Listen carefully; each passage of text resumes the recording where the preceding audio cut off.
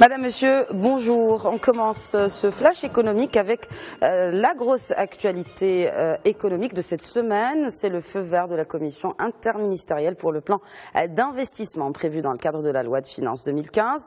En chiffres, 32 projets dans le pipeline pour un montant de 15 milliards et demi de dirhams, loin des 42 milliards débloqués par la commission en 2013.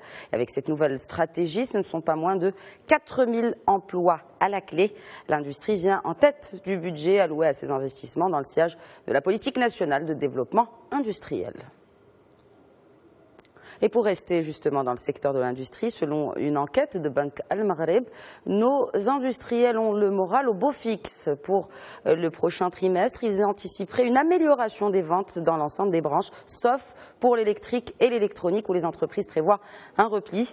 Pour les commandes, l'enquête a également révélé qu'elles poursuivent leur baisse qui a été entamée en mai dernier. Du coup, le carnet de commandes se maintient à un niveau inférieur à la normale. L'Office national des pêches dévoile son plan d'investissement pour l'année prochaine, un peu plus d'un demi-milliard de dirhams destinés à améliorer les infrastructures existantes et à en créer de nouvelles, marchés de gros ou encore points de débarquement. À noter que ces investissements seront à moitié financés par l'Office et à hauteur de 30% par l'Union européenne. Le 15 janvier 2015, c'est la date qui a été fixée pour remettre les dossiers de préqualification pour les appels d'offres sur le port Nador-West-Med. Ce projet qui se situe à 30 km à l'ouest de Nador sera sous forme d'un port de transbordement destiné à capter une part du transit énergétique en Méditerranée. Pour un coût initialement prévu à 1 milliard d'euros, sa réalisation sera effectuée sur plusieurs phases. Les travaux de la première phase devraient s'achever au second trimestre 2018. Avec le seuil des 3 millions de conteneurs traités au niveau de Tangemed, l'activité portuaire au Maroc intéresse de plus en plus des entreprises européennes, belges entre autres. En marge d'une rencontre avec le ministre de l'Équipement, l'ambassadeur belge au Royaume s'est félicité de l'intérêt que portent les entreprises de son pays envers les projets portuaires marocains. Et direction Tunis, les chiffres des investissements directs étrangers ont comme jeté un coup de froid sur l'euphorie post-élection. En effet, de janvier à novembre, les IDE ont plongé de 10% en Tunisie avec un volume de 800 millions de dollars.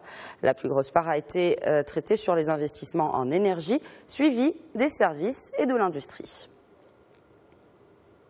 L'agence de notation Standard & Poor's confirme la note du Sénégal, B+B, avec perspective stable. L'agence explique que le pays pâtit d'un niveau bas des revenus ainsi que d'une flexibilité monétaire réduite.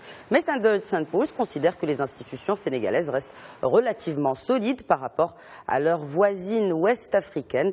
Enfin, et toujours selon l'agence, l'économie du Sénégal devrait croître de 5,2% en moyenne par an entre 2015 et 2017.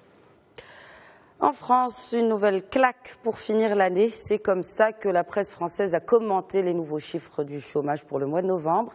Des chiffres considérés comme catastrophiques. 27 400 nouveaux inscrits juste pour le mois de novembre donc.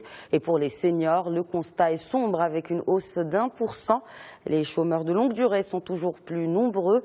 Et ainsi, le Premier ministre s'est dit pessimiste quant aux chiffres du chômage. Voilà donc pour l'essentiel de l'actualité économique. Excellente journée à tous.